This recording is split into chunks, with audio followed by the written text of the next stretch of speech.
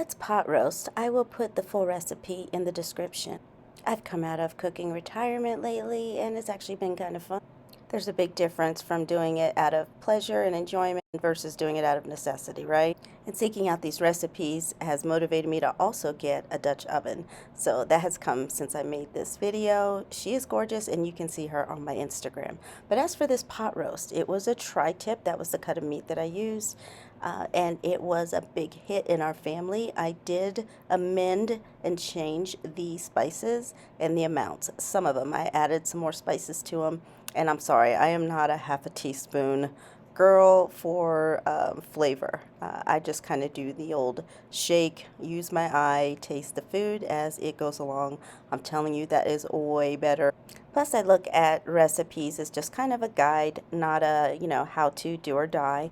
However, I need to get better at that because right here is where I make a mistake. It is with the amount of butter that I put in the pot.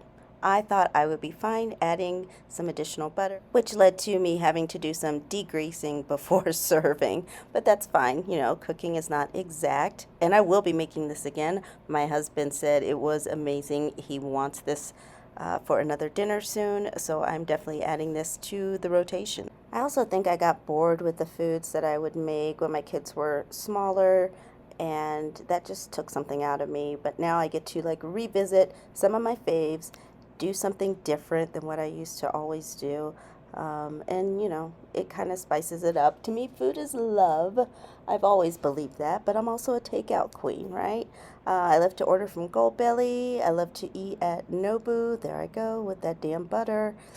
Oh, I think I put about a half a stick too much, but it's okay. I've also learned with all of this diving into recipes is about food and measurement substitutions, especially when it comes to using things like red wine, which I needed for this recipe, and we were out. Or when you have to substitute minced garlic for actual cloves of garlic. So it's all possible. I forgot what I was watching when I filmed this, but it really had my attention. I kept looking up and drinking my water, and I also had my little puppy sous chefs behind me. They were waiting for me to drop some celery or something. I have to be super organized when I'm cooking now. I have to have everything measured out into bowls or on trays, and I clean up as I go. It just makes the process go smoother. Maybe it's just because I'm a very organized Virgo when it comes to these kind of things, but it works for me. And yeah, there I go with my seasoning. I just season and vibes, babe, and I'll check it later to make sure everything tastes good.